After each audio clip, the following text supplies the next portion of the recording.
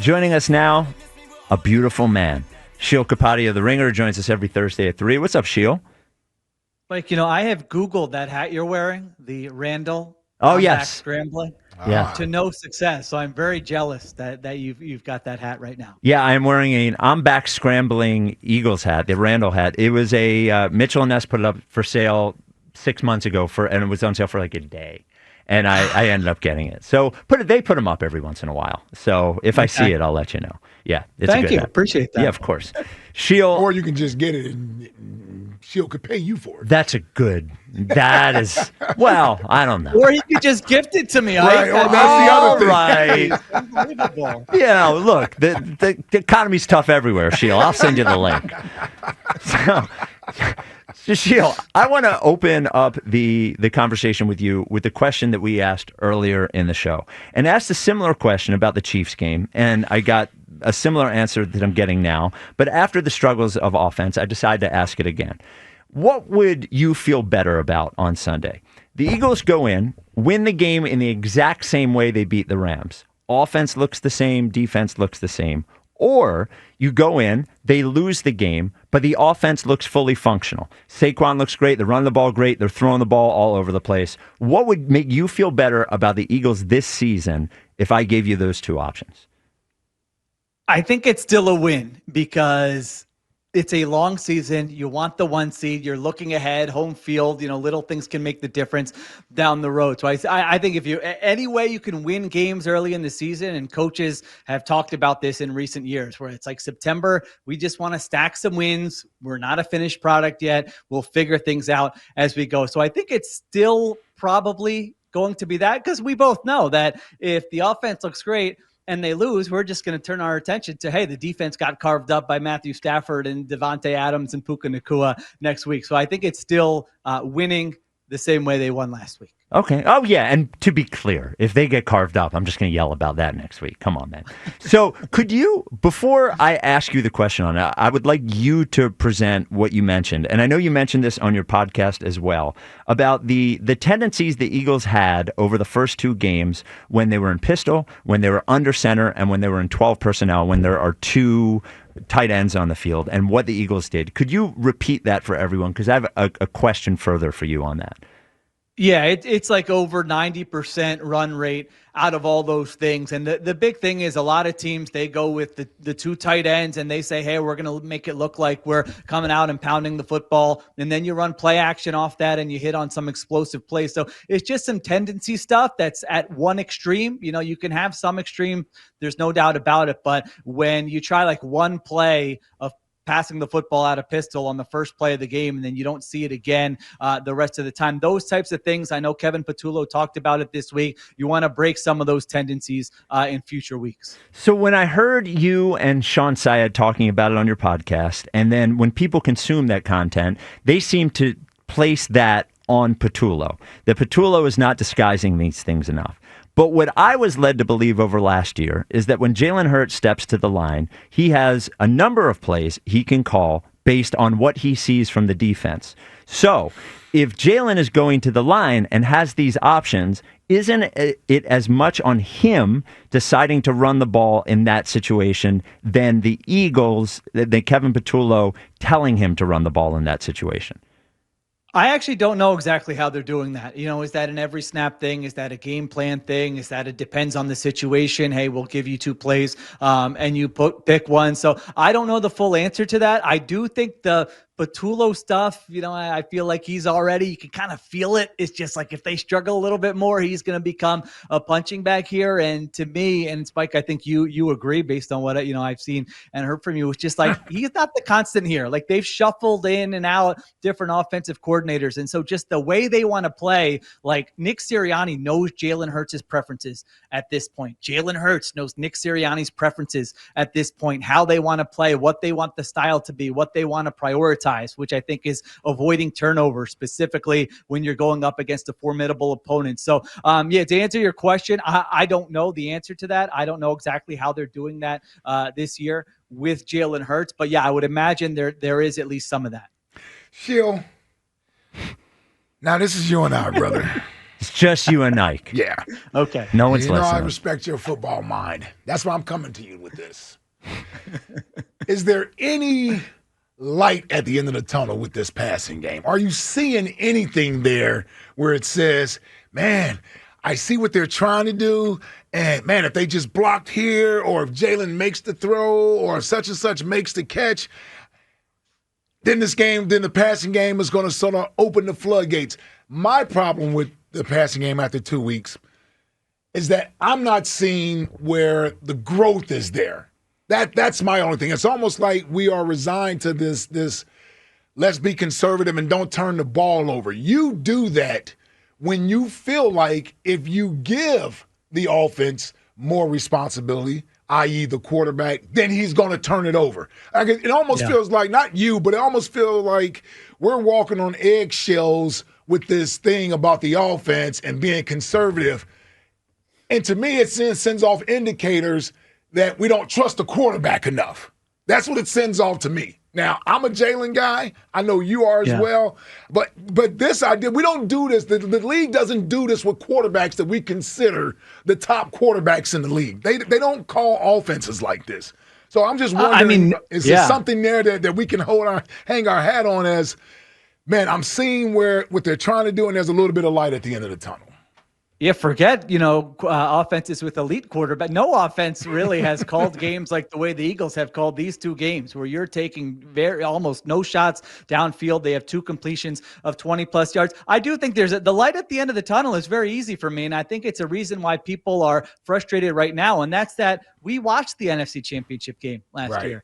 We watched the Super Bowl last year. It didn't look like this. We spent weeks and months last year having these same conversations, and we said, can they win a Super Bowl like this? We know they can win games like this. And then it got to the biggest games of the year, and they threw the ball downfield, and Jalen Hurts looked great, and A.J. Brown looked great, and Devon. So I think a lot of people thought, all right, they're going to build off that, come into this season. There's going to be a little bit more. It's going to look more functional. It's going to look more balanced, and it hasn't looked that way the first 2 weeks. Now, there have been opportunities. You mentioned it. First play of the game last week, they're trying to take a shot downfield to A.J. Brown. The poor guy's got his hand up. He's open. He's like, I'm not injured. And guess what? Grant Calcaterra misses the block on the left side, and Jalen Hurts is pressured, and he fumbles, and so that doesn't end up being a play. End of the first half. Devontae Smith, they say, hey, these Chiefs are on all of our shorter routes. Let's run him on a double move. Double move. You could say, should that ball be thrown if you're Jalen Hurts? Now, there's a safety over the top. So if Jalen Hurts in that split second, he's got to make a decision.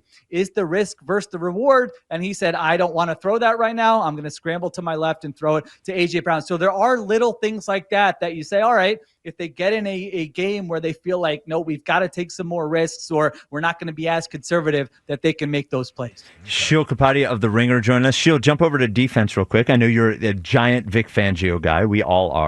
The defense looked better, but they were facing a team that not only doesn't have a ton of offensive weapons, was missing 2 key offensive weapons on top of it. So did you look at last week as a true step forward, or did you look at last week as they were facing an offense that that struggled most of last year and will probably struggle for a lot of this year? Yeah, I think it's good not to overreact, because this week is when you get Devontae Adams and you get Puka Nacua, one of the best wide receiver tandems in the NFL. So any good feelings we might have about, hey, we thought, cornerback 2 was an issue after week 1. It looked okay in week 2. Well, now this is more of a week 1 matchup. And Sean McVay saw what the Cowboys did in week 1, how they got those matchups. And I think Adoree Jackson is really going to be tested in this game. I mean, if you told me, hey, the Eagles really, their defense struggles in this game, I think we can all pinpoint what it would be. But what I loved from Fangio last week was just how he changed up his complete game plan. He said, you know what, we're not going to do what we did in the Super Bowl. That's what they're expecting. We're going to blitz more. We're going to be more aggressive. We can play man coverage because the Chiefs don't have a great pass catching core. And if you're an Eagles fan, you have to feel great that your defensive coordinator is able to stay a step ahead of some of these offensive coaches. And it's not just like, hey, let's do the same thing every single week. So I think you're encouraged by that end. But the personnel stuff is a big test this week against these wide receivers. I tell you, Sheil, I look at this Eagles defense going up against the Rams. I got to admit, on Thursday, don't feel much better than I did Monday and Tuesday or Wednesday about this matchup. I'm just being honest with you. The Rams, they look like they have a good formula to come in here and still a win when you look at the receivers and the weapons they have on offense, the coordinator, the offensive play designer, and then the quarterback. So I say that to say this. If the Eagles are going to win this game, in my opinion, I think the defensive line has to win this game. Matthew Stafford is a pocket quarterback that doesn't move, which means if we can get after that offensive line, we can affect Matthew Stafford. Just your thoughts with Jalen Carter, Zadarius Smith, who joined us last week and made a bunch of plays. What do you think about that matchup, the Eagles D-line going up against this Rams offensive line? Yeah, there's no doubt about it. I think if Stafford has time, it's going to be a tough day for the secondary. But you're right. We know where Stafford's going to be. This was a guy 3 weeks ago. It was like, wait a minute, is he going to be healthy to even start the season? He had a back issue late into August. He's 37 years old now. He's very smart. He's very savvy. He gets rid of the football quickly. So, yeah, I think you need to win up front. They've got an injury at guard. They don't have the best tackle, so it's not like a top 5 offensive line. It's an offensive line you can get after a little bit. You can create some disguise. You can create some uncertainty with those guys like Vic Fangio did last week with some of those pressure looks. So, yeah, I'm with you. I think if the defense plays well, this is a game where we got to hear from Jalen Carter. We got to hear from Nolan Smith. We got to hear from some of those other guys on the defensive line, because if Stafford has time, I think, we all know that it could be a tough day for the secondary. All right, Sheil. Well, we really leaned into Jack after your last call. And we said, Jack, you have to keep track of Sheil's picks. Yes. So, Jack, what is Sheil's record thus far on picks? So I titled it Sheil's Ass Picks. Wow. Yeah. Okay. Well, he's 1-1. 1-1. 1-1. Give me a break. Okay. 1-1, and you're titling that. Unbelievable. Okay. I think I'm 1-1 too. Yeah, we all are. Yeah. Everyone on the show. Yeah. 26-23 was your prediction last week, so it's a 3-point game. It's a 3-point game? Yeah, it's a good prediction. Hold on, so what did you predict for the first game? I don't know. 10-point win, something like that. Oh, yeah, he must have predicted Bigger win. Yeah. Homer Sheil came out. Yeah. So, Sheil, we need your prediction for Sunday. Eagles, Rams. Feels like a 4 o'clock game, even though it's a 1 o'clock game. It's a 1 o'clock game. Yeah, yes. Eagles, Rams. What is your prediction, Sheil?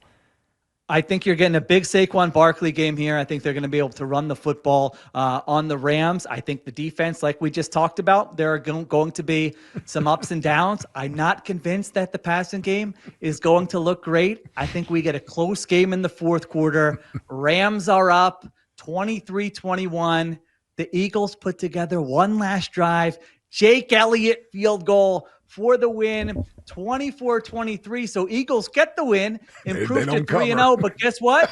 People get to still complain next week. And nationally, they're going to say, is this team a fraud? They're so lucky they keep getting these one-score wins. So that's how I see it playing out, both from a game perspective and just giving you guys a glimpse into your future for what the shows are going to be like. Well, Spike will be happy with that. Well, Sheil, to be honest with you and Ike's ability to pick the Eagles to win but not cover, so you're covered, is really excellent. 3.5, though. That's one of those. Yeah. It can happen. It can happen. So one final thing. Ike demanded yesterday and reinforced it today that for the rest of the season, Jalen Hurts needs to average 240 passing yards per game. If you had to bet your life on that, what would you bet? 40. Yeah. 240 is 2 games for them right now. Might be 2.5 games for them. So yeah, I would take the under on that. All right. I'm asking for too much. Yeah, I think so. I gotta go back down to 225. I think you should go to 205, to be honest with you. All right, Sheil, we will talk to you next Thursday, same time. Appreciate you as always. All right, brother. All right, guys, take care. Talk to you next week.